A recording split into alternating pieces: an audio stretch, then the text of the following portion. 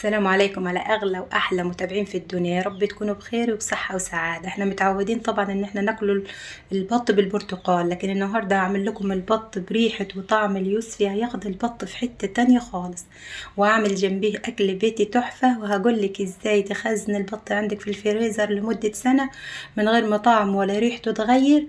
بس لو اول مرة تشوفيني كملي الفيديو معايا للاخر، وادينا لايك للفيديو واشتراك في القناة. يلا نسمي بسم الله ونبدأ ونشوفوا عملنا البط القمر التحفة دي ازاي. اول حاجة طبعا احنا فيها نعملها ان احنا هننضف البط نظافة كاملة خالص، مش هنخلي فيها ولا اي حاجة. تعملها الاول محلول بملح وسكر وقطع كده من البرتقال والليمون. هتحطي حلة على النار، هتحطي فيها كده طماطمايه مفتوحة وبصلاية مفتوحة، ورق لورا، حبهان، نكهات كده هنحطوها للبط عشان تبقى طعمها حلو معانا، والملح طبعا.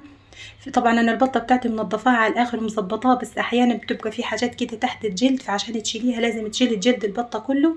طبعا جلد البطه احنا محتاجينه عشان يعمل لنا احلى شويه شوربه في البرد ده تحفه، هيدفينا وهيرم العظم. والبط اللي انا بعمله ده مش بط مسكوفي، ده بط شرشا، اسمه بط الشرشاري. ده ما بيبقاش فيه لحم زي البط المسكوفي، بس اللحم بتاعه احلى من المسكوفي. وهعمل جنبيهم كمان شوية بطاطس، أكل بيتي حلو، أكل زمان، أكل على أيام أمي وأمك والناس الطيبة دي. حطيت كده بصليتين في الحلة، وحطيت معلقتين من السمنة البلدي عليها. نزلت بالبصل، هتشوح البصل لحد ما يدبل شوية معاكي، ما يدبلش خالص. هتقطعي البطاطس اللي انت عايزاه، طبعا انت هتعملي الكمية اللي انت عايزاها على حسب أفراد أسرتك. وبرضو ما تعمليش طبيخ كتير، اعملي يعني حتى لو هتطبخي كل يوم اطبخي كل يوم، بحيث ان الأكل ما يترماش اليوم يوم بيوم، عشان الأكل بتاعك يبقى صحي وطازة. خلاص قلبت الدنيا دي كلها مع بعضيها. البطاطس طبعا الايام دي حلوه، بطاطس تنفع للطبيخ وتنفع للتحمير وتنفع انك انت تخزنيها، فلو خزنتيها هتفضل معاكي سنه من غير ما تسود او اي حاجه. هترشي كده على البطاطس بتاعتك نص معلقه من الفلفل ونص معلقه من البابريكا، وطبعا هتظبطيها الملح بتاعك. ما اقولكمش على السمنه البلدي، بتودي الحاجه في حته تانية خالص. خلاص بشرت طبعا 3 طماطميات او 4، لو انت عايزه تحطي صلصه حطي معاكي طماطم فريشه تضربيها على الخلاط وهتحطيها عليها.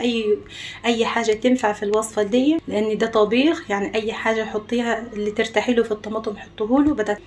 وخلاص كده البطاطس بقت تمام التمام. هحط لها بس الكماليات بتاعتها، حط ظبطت لها الملح، حطيت لها مرقه من الدجاج. خلاص بدات ازودها بالشوربه، هي خلاص يعتبر 97% سوا، يعني يعتبر مستويه على الاخر. بس انا هحط لها كوبشتين او 3 شوربه بحيث اني افكها.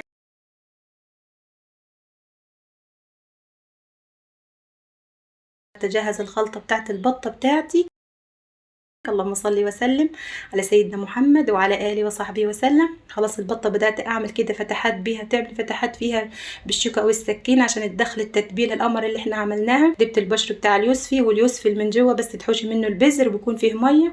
تحطي عليهم 3 طماطميات و3 بصلات صغيرين، 4 كده فصوص من الثوم، نص معلقه الفلفل الاسود، نص معلقه من الكزبره، رشه كده من جوز الطيب، حته بسيطه كده من الجنزبيل المطحون. وهتبداي تدخلي الخلطه القمر دي في كل جزء من البطه. هتتبليها كويس خالص من جوه ومن بره، وهتسيبيها ربع ساعه، وهتيجي تاني هتروحي متبلاها تاني بالخلطه، تطلع معاكي احلى بط بريحه وطعم اليوسفي، هياخد البط في حته تانية خالص.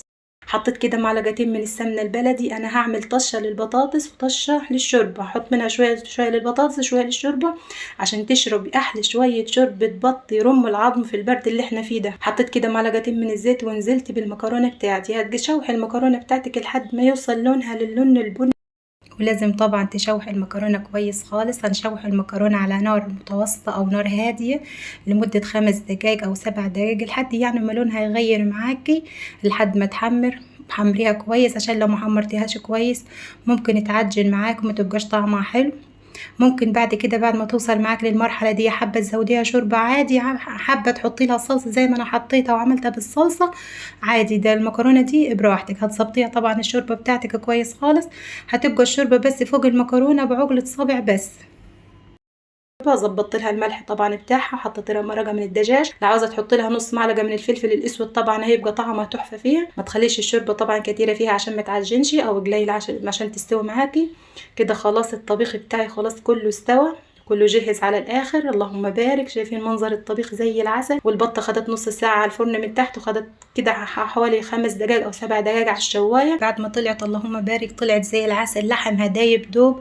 شايفين لحمها زي العسل. وببدا اقول لكم بقى ازاي تفرزوها في الفريزر لمده سنه. فلفل اسود مطحون، حبهان مطحون، ورق لورا مطحون، وكزبرة، وهتجيبيهم كلهم مع بعضهم كده، وهتبدأي من بره ومن جوه في البطة بتاعتك، هتغلغليها كلها فيها، تفضل مدة سنة في التلاجة عندك من غير ما يحصل لها أي حاجة.